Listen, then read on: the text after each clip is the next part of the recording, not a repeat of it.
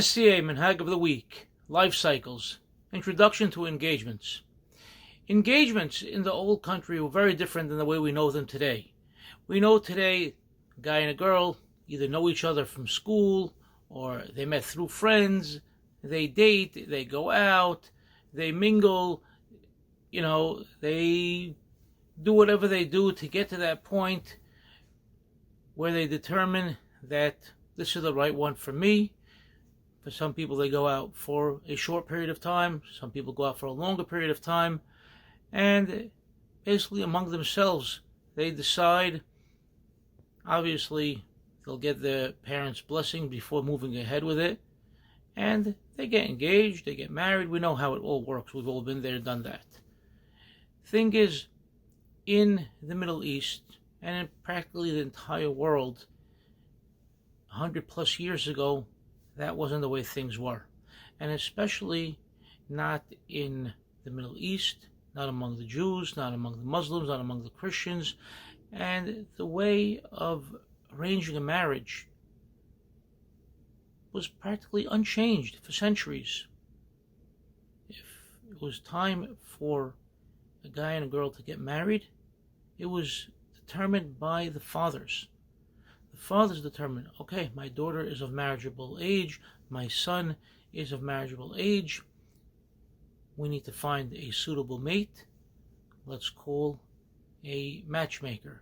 The matchmaker back then was referred to usually as a dalal, as a broker, because he brokered the deal between the fathers, between the families, and based upon what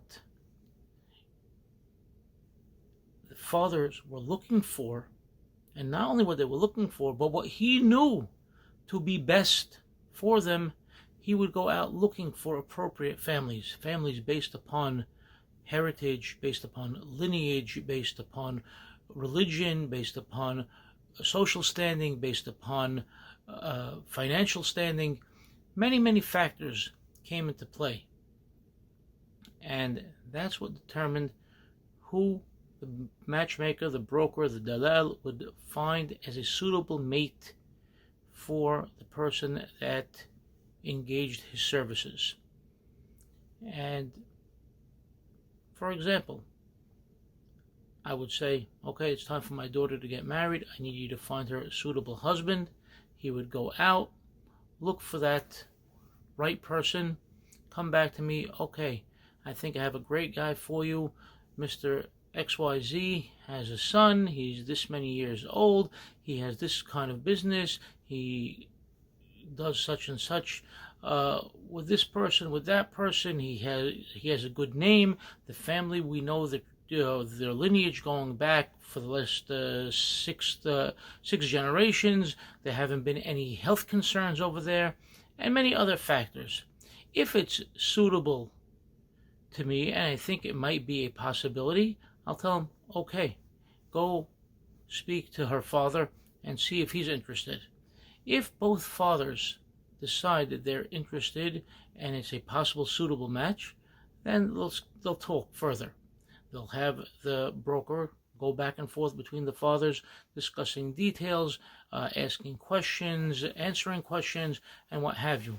Now, not only was it the lineage of the family, sometimes it was, and not only the social standing of the family, sometimes it was even if this family is a Mustarabi family, and I'm Mustarabi, I only want Mustarabi. If I'm Sephardi, I only want Sephardi. If I'm Frangi, I only want Frangi. As we know, in Halab, there were three distinct communities, if you will, that sometimes married between one another and sometimes didn't.